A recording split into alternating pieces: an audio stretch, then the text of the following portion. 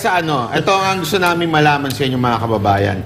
Si Pastor Kibuloy, kung gusto niyo ho ba siyang tumakbo bilang senador? Kasi para sa amin po, nakita ho kasi namin kung gaano niya pinaandar ang KOJC, kung paano niya inorganize. Ito ang perfect example ng napakagaling na mambabatas. Nakita niyo yung mga kanilang mga rules and regulations sa loob ng KOJC, kung paano nila pinatupad yon, kung paano naging systematic. Alam nyo, sa Pilipinas kasi napakaraming religious leader. Pero iba yung may gift of administration. Yung iba kasi gift of preaching. Magaling mag-preach. Kaya lang kita nyo, yung church nila, hindi ko naman sa nilalait, magaling nga sa preach, matalino nga, pero pagdating sa sistema, bagsak. Si Pastor Kibuloy, magaling na mag-preach, yung administration niya na the gift ay nagawa niya sa KOJC. Halimbawa, kaya nga 'di ba, kahit mismo yung presidente natin ngayon nabilib sa kanya nung dumalaw noong pa. Yes. Na at sinabing, bakit may ganito ka? Sabi lang ni Pastor pag walang korupsyon, ganito itsura. Tama 'yun. Kaya nga ngayon, kita niyo itsura ng KOJC. Mas marami pang hindi ko wala akong palalait sa iba, pero mas marami pa pong malalaking relihiyon diyan. Pero bakit hindi ganoon ka-organisado? Kasi hindi gift nung kanilang leader yung administration. Mahirap po 'yan. When you say administration gift, kitang-kita ko kay pastor 'yan. Kung paano sila organisado, kung paano na i-implement yung law. Madali kasing gumawa ng batas Madaling pero kung i-implement mo yung regulation mismo sa ibaba, napakahirap po niya. Nagawa ho ni pastor yon. Meron pong resibo si pastor. Para sa akin may resibo po siya na sa tingin ko, more than enough para po siya ma-qualify na maging senador. Ano sa tingin nyo? Coach Oli. Sa akin, tama dyan. Kasi si Banat Bay, sabi niya may resibo. At yan po dapat ang hinahanap natin sa mga tatakbo, lalo na sa Senado Kasi national But anyway, kahit sa posisyon yan, kailangan may resibo. Huwag na po tayong boto doon sa mga trapo o mga datihang politiko na wala namang nagagawa. Lumalabas na lang pag-eleksyon. Sa madaling salita, walang resibo. Si Pastor Kibuloy, bagamat wala siyang resibo pa talaga, kung pag-uusapan ay politika sa posisyon. Pero involved na po siya sa politika. At alam natin malapit siya kay PRRD. At ang ganda ng nagawa niya, yung sistema sa KOJC, ultimo mga bulaklak dyan, naka-atensyon. Talagang parang sila nakapila. Ganun, katindi dyan. Pwede kang kumain, totoo yan. Bago dumating yung mga dyan, bako saan na naman ako mapunta. Pwede kang kumain dyan sa banyo. Ganun po kalinis etong si Pastor Kibuloy. Kaya sabi ko, kailangan natin yung mga bagong papasok sa politika pero may background na. Just like Pastor Kibuloy, Attorney Jimmy Bondoc, yung mga ganyan. Yung talagang alam natin, yung karakter, solido. At may napatunayan na. Ang dami na pong napatunayan ni Pastor Kibuloy. Tumutulong siya kahit hindi siya politiko. Isipin mo, kung dati na siyang maraming natutulungan, mas marami pa siyang matutulungan ngayon kung sakali siya ay maupong senador. At lalo na, yan ang sinasabi ko, isa pa. Kulang po tayo Kulang tayo sa numero.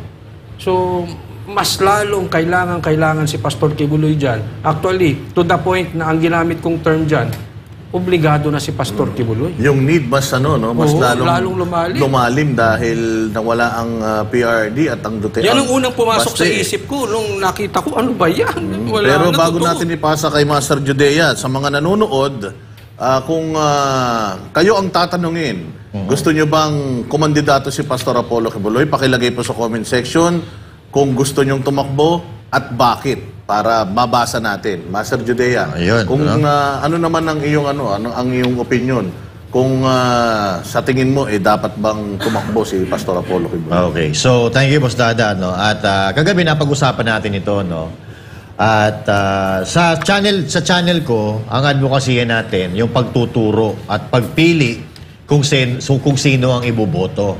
Tama yung sinasabi ni Boss Banat Bay. May resibo dapat. No? May resibo. At itong si Pastor Apollo C. Quiboloy, although I haven't met him personally, pero nakikita natin sa kanyang mga miyembro, sa kanyang mga manggagawa, kung gaano kasi sila ka well-mannered, well-organized, at kung gaano sila kababait ng mga tao. No? At hindi yun mangyayari kung hindi ganon ang ugali ng kanilang leader. So, alam nyo, ito yung ito yung best timing. Kasi ngayon, may mga ibinabatong aligasyon kay Pastor Apollo C. Quiboloy na hindi na natin pag-uusapan kasi nasa korte na po yun. Korte na po ang bahalang humusga doon. Pero kami kasi, kilala po namin mismo ang mga taga-KOJC. Kung si Pastor Apollo C. Quiboloy ay tatakbo bilang senador, mas maganda kasi mas makikilala siya ng mga taong nanghuhusga-ho sa kanya. Para matapos na po yung mga haka-haka na ganito, na ganyan, dapat, best timing para mailapit ni Pastor Apollo Quiboloy ang kanyang sarili, hindi lang sa mga miyembro, kundi sa lahat ng mga Pilipino. Para mabura sa isipan ng mga tao na bumabati ko sa kanya, yung maling pagkakakilala nila kay Pastor Apollo C. Quiboloy. Kung mayroon mang nakakakilala siguro na tagalabas, kami yun kasi kami yung pabalik-balik sa loob ng Kingdom of Jesus Christ. At hindi kami sumusuporta kay Pastor Apollo Quiboloy at sa KOJC dahil siya ay kaalyado ni PRRD. Sumusuporta kami kay Pastor Apollo Quiboloy at KOJC dahil sa hangarin po nila. Ano yung hangarin? Nation building at sugpuin ang insurgency. Alam nyo ba na si Pastor Apollo Quiboloy together with KOJC ay gumastos ng bilyon-bilyon para sugpuin ang insurgency? So now, sino po na tao na hindi kabilang sa politika ang nakagawa nun? Walang iba kundi si Pastor Apollo C. Quiboloy. I think, mga kababayan, kailangan natin ng katulad ni Pastor Apollo C. Quiboloy sa national politics.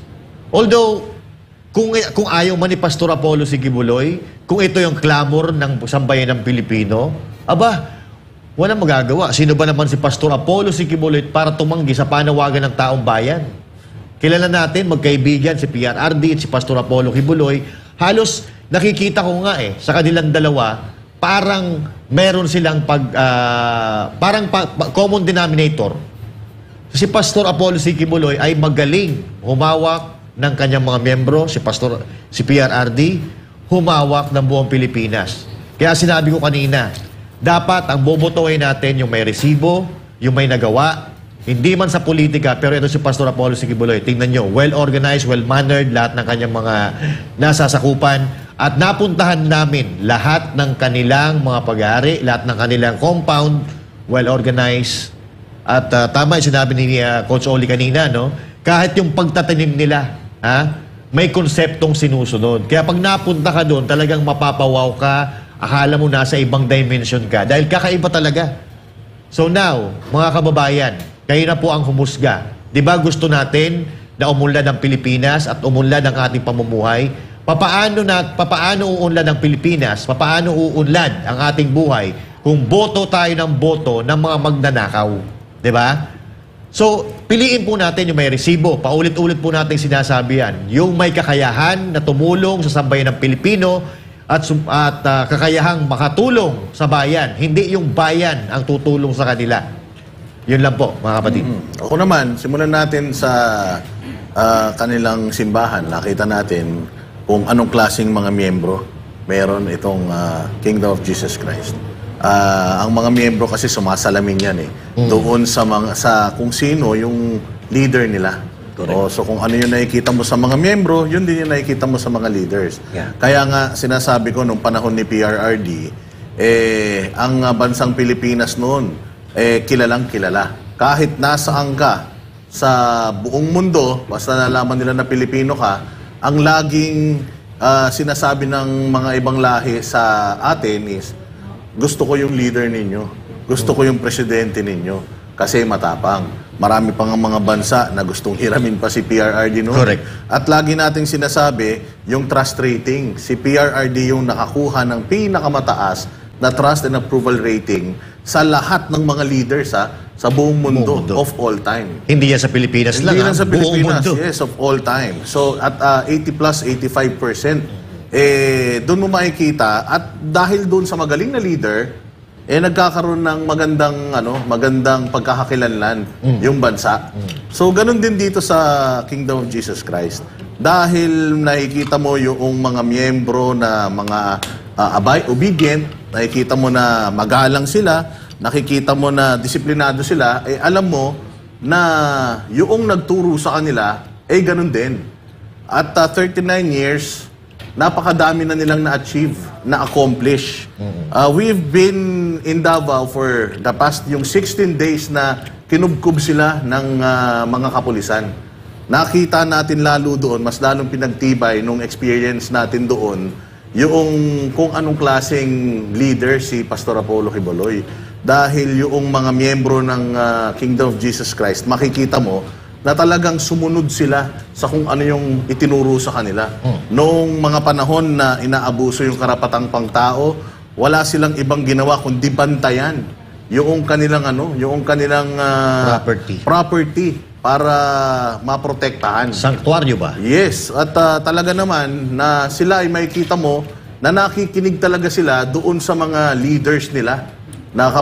Yung ibang mga taga-ibang bansa pa nga, umuwi pa dito sa Pilipinas para lang magbantay doon sa kanilang pinangangalagaang birthright, yung kanilang central compound.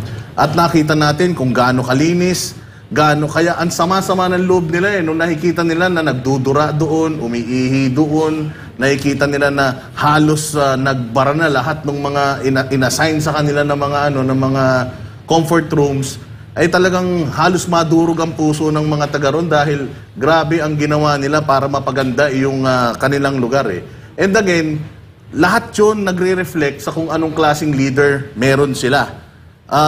Si Pastor Apollo Quiboloy, alam mo na may pagmamahal sa bayan. Katulad ng sinabi mo, kahit wala naman siyang benepisyo, tumulong siya, gumastos siya ng bilyon para labanan at tumulong sa gobyerno para labanan ng insurhensya at nagtagumpay ang administrasyon ni Duterte kasama ng NTF-ELCAC para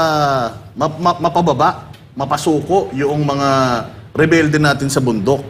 At syempre, yung programa ng SMNI na tumulong para ma-expose yung pangre-recruit ng mga sa mga estudyante para maging terorista. Yun yung isa sa mga talagang naitulong niya. Meron siyang pagmamahal sa kabataan. Meron siyang Children's Joy Foundation na naging naapektuhan nitong current na situation nila ng pag-freeze ng kanilang assets. Meron siyang pagmamahal sa mga miyembro niya na hindi matatawaran. Correct. Kasi kung matatandaan natin, noong last day ng KOJ siege, Yon, kwento mo yun. matindi yun. Yung last day na yun. Libo-libong mga pulis na mga dibaril ang nandoon at ready ng umatake. Pero dahil ayaw ni Pastor nang may masaktan dahil sa kanya, Lumabas siya. sumuko siya sa mga militar. ISAF. Oo, talagang yun yung nakita ko na mayroon talaga siyang pagmamahal sa mga miyembro niya. At kung sakaling siya ay palagay ko magiging isang senador, I am sure he will do the same. Kasi ginawa niya yan, Kumasdada, doon sa komunidad niya, no? So, hindi pa yon buong Pilipinas. Komunidad pala niya, what more pa kung buong Pilipinas ang pinag-uusapan. Ang makikita kong experience ni Pastor Apollo Quiboloy na magde-define sa kanya at masasabi natin na yun yung magiging isa sa mga driver para siya maging mabuting manglilingkod sa taong bayan. Yung naging biktima ka nung gobyerno na tinulungan mo. Yan. Yun yung palagay kong magiging isa sa talagang magbibigay ng drive sa kanya. Correct. Para itama yung mga mali, mga kamalian. Kasi masakit yun. Masakit yun, no? Tinulungan mo, tapos iniipit ka, parang kung ikaw mahina-hina loob mo, bibigay ka dun sa ganong Anong sitwasyon tawag doon? Traidor. Mangga. Traidor, Manggagamit. manggagamit, walang Relax. utang na loob. Relax.